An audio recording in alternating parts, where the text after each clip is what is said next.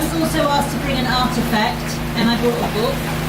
And I was also, I guess I wanted to talk about a project which I thought was relevant to the theme, called Do It Yourself Park. And it's a slight tangent, so hopefully by the time I get to the end of the anecdote, it makes some sense as to why I think it's relevant to the theme. Some time ago, when I was in Melbourne, I was asked to do a public realm strategy for a park on a public housing estate, but a suburban one. And the problem was the Residents Association and the Housing Association wanted people to use the green space on the park more, but at the same time they were concerned about misbehaviour and illicit use of space on the edges of the housing estate. Why I'm holding this up will become clear shortly.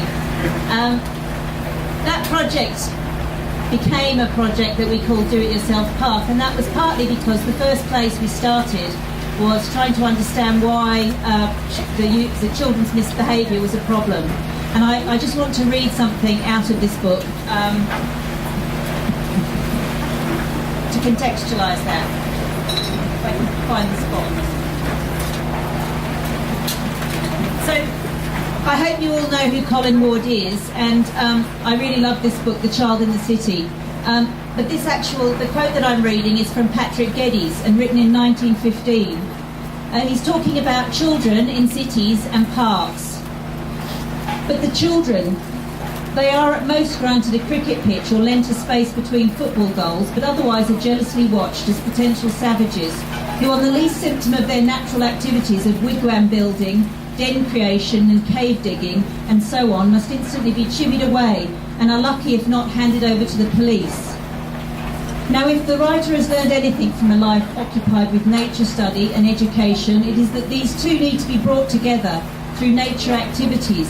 But we have been stamping out the very germs of these by our policeman-like repression, both in school and out of it, of these natural, he says boyish, I say childish, instincts of vital self-education, however clumsy and awkward, or even mischievous and destructive, as they commonly have been and still too much are. It's primarily for a lack of this touch of first-hand rustic experience that we've forced young energy into hooliganism, or even worse, depressed it below that level. And later on in this chapter, Adapting the Imposed Environment, Colin Ward says that the concept of the adventure playground grew out of observation of what children actually did on patches of wasteland and on derelict areas and bomb sites. The project eventually became a mapping of children's activities on wasteland around the housing estate.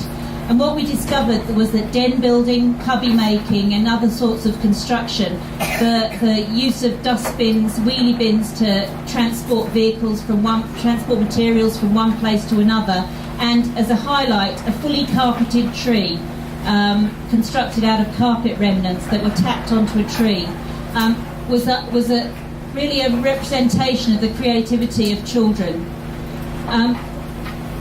The Do-It-Yourself Park really came out of an attempt to say that the project didn't need a park, but that the space of the estate was already being used. And in that sense, do-it-yourself or self-made was a response or a provocation rather than something that needed to be constructed. I think that Colin Ward's other writings on housing are a good relationship to draw back to the idea of the self-made in housing. And I also think that perhaps the moral of this story is that the valuing of aesthetics which don't fit, the valuing of rules and regulations that don't necessarily make sense, but particularly the aesthetics of self-build, the aesthetics of the badly made, are the things that we need to counter. The idea that children misbehave, the idea that what we make is unsightly, is part of the problem that we need to address in the issue of how we could value the self-built and the self-made in our cities. Thank you.